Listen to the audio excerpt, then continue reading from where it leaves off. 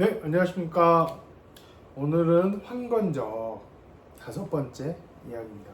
저번 마지막에 제가 황색과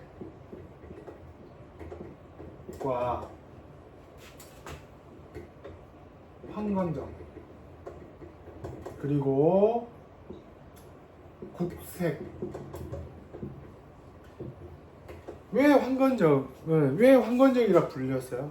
황색 2번을 쓰고 다녀서 황건적이라 불렸고, 국색이 쓰던 거와 똑같다. 자, 이렇게 이야기하는 초반에 이렇게 한 이유가 있지 않을까요? 왜 두 가지의 색이 똑같다라고 표현을 하고 도적의 무리의 색과 국색의 색이 똑같다라고 했다고 그랬습니다. 그 이유는 이 나라가 현재 도적 때와 똑같다라고 은유적으로 표현을 하고 있는 거예요. 만약 이거에 시험 문제가 나온다면 왜 두 가지 색을 대비했는지 물어보겠죠. 그건 지금 그 나라를 통치한 사람도 이 황건적과 똑같은 놈들이다. 똑같은 행위를 하고 있을 뿐이다. 단지 국가라는 미명하에 국민을 탄압을 하고 있다라고 하는 말인 것 같아요. 자, 그리고 제가 약간 지금 이제 이게 영상을 찍는 게 그렇게 처음 찍고 하는 거라서 약간 어눌하고 좀 하는데 점점 나아지지 않을까 해서 말합니다. 조금만 이해를 해 주십시오. 자, 그 불타고 막 불이 확 나고 황건적 상상을 해보세요. 황건적들이 사람을 지나갈 때마다 죽어 하고 때리고 있어요. 그 광경을 유비는 본 거예요. 자, 자목하다. 유비는 자기도 모르게 중얼거렸다. 마침 내가 여기에 머문 건 하늘을 대신하 이 가여운 백성들을 구하려는 뜻인지도 모른다. 이놈 마귀 같은 짐승놈들! 어눌했던 놈이 갑자기 힘을 내기 시작한 거야. 칼을 들어 대문을 박자고 뛰어나가려는 마음이 이렇게 많았지만 갑자기 생각한 거야. 효심이 깊네, 이 사람이. 어머니가 계시다. 내게는 나를 의지하고 살아가는 세상에 단 하나뿐인 어머니가 계신다. 황건적 무리는 이 지방에만 있는 것도 아니고 메뚜기처럼 온 천하를 떼지어 날뛰고 있다. 좀 그냥 으악 해놓고 여기만 있는 것도 아니고 저기도 있고 저기도 있고 메뚜기 떼처럼. 메뚜기 떼라는 게 예전 그런 그 책 한번 보시면 좋아요. 돼지라는 책이 있는데, 돼지 말고 돼지라는 책에 엄청난 메뚜기 떼들이 몰려와서 그 농작물을 먹는 그 떼처럼 여기다가고 그거를 은유적으로 표현하고 있는 거예요. 메뚜기처럼 막 온 사방을 휩쓸면서 사람들을 죽이고 먹을 걸 다 가져가 버리고 그러고 있다. 여기만 하는 게 아니라 저기도 하고 있는데 내가 굳이 나가서 죽을 수도 있는데 우리 어머니가 계신데 왜 나가? 그런 표현이겠죠. 칼 하나의 용기로 저 많은 도적들을 해치기 어렵다. 나 혼자 칼 하나 들고 나가서 저를 다 죽일 수는 없을 것 같다. 저 도적을 해치운다 하더라도 천하는 구할 수 없다. 그쵸? 이미 앞에서 얘기했죠.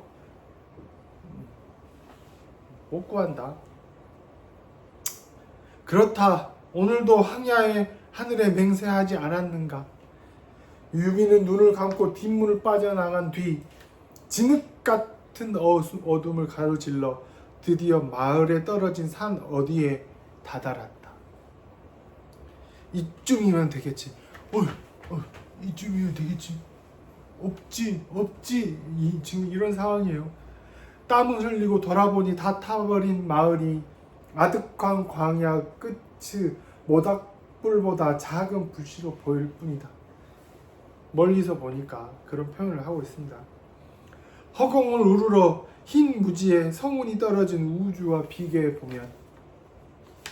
보니 이 세상 존재하는 산하의 거대함도 황하의 아득함도 중국 대륙 위대한 광활함도 오히려 처량히 여겨져 만큼 미약한 존재에 불과했다.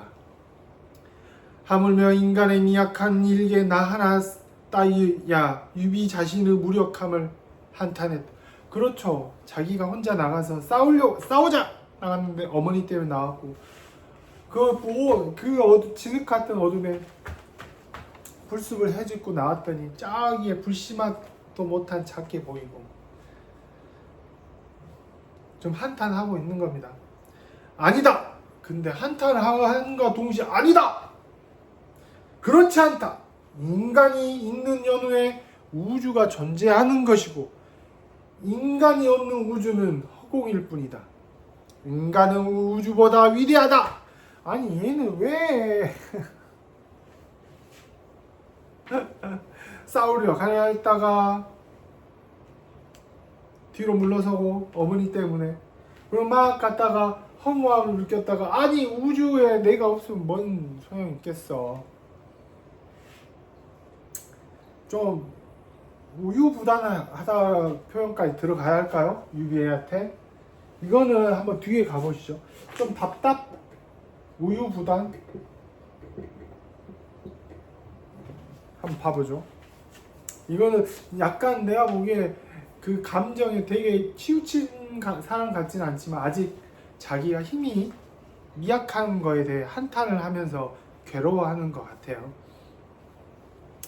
넋을 잃고 하늘을 향해 소리 질렀다. 방금 이 말을 하늘 향해 소리 질렀어요. 근데 갑자기 뒤에서 옳소 뒤에서 누군가 말하는 것 같아 돌아보니 사람 그림자가 보이지 않는다.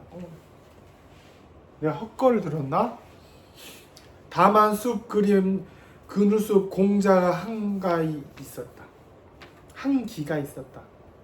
공자 묘가 한 기가 있었대요. 그렇다. 공자는 지금부터 700년 전 노나라에서 태어났다. 세상의 혼란을 바로잡고 오늘날까지 인간의 마음속에 남아 영혼을 구제하고 있다. 인간의 위대함을 하신 분이다. 공자는 문으로서 세상을 썼지만 나는 무로서 민중을 구하리라. 지금처럼 누런 마귀 짐승들이 날뛰는 암흑 그 세상에서 문을 펼치기 전 무로서 지상을 평화를 이룰 수밖에 없다. 여기서 공자는 문으로서 글자로서 문장할 때 말하는 거죠. 문으로서 세상을 이롭겠다면 지금은 이 토탄에 빠진 세상은 어때? 왜요? 국가도 엉망이고 황건적이란 메뚜기처럼 뛰어다니는 애들도 너무 많고 그래서 어떻게? 자기는 무로서 문이 아니라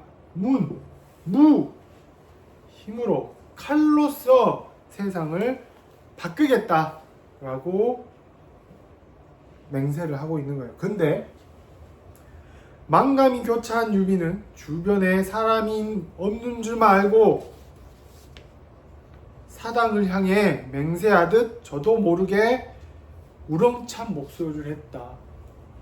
근데 갑자기 우하하하 저 바보 이렇게 소리 지르고 있을까요?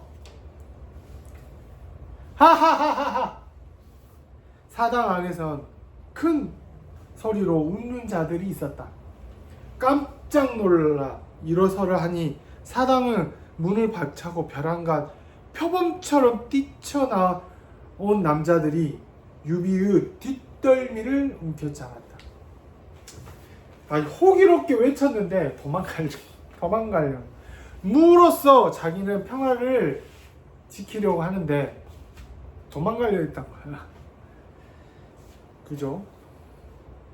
거기 멈춰라! 동시에 몸집이 거대한 사내 하나가 사당에서 유비 앞으로 공장의 목상을 걷어차며 목을 부러뜨렸다.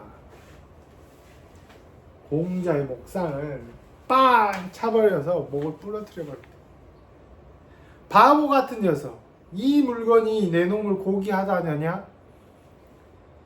어디가 위대하냐? 공장의 목상은 목이 부러져 제각기 나굴러 떨어졌다. 갑자기 등장했네요. 유비 알다가도 모를 사람인 것 같아요.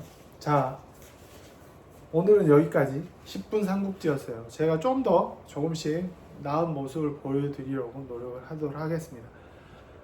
제가 뭐 어른도 삼국지를 끝까지 못 읽으신 분도 있어요. 유튜브에 아주 축약본으로 뭐 설명하고 그런 것도 좋지만 한번 저와 같이 끝까지 한번 가보는 것도 좋은 것 같습니다. 자, 오늘은 여기까지 하고 다음 편에 6편 하도록 하겠습니다. 오늘은 여기까지 하겠습니다.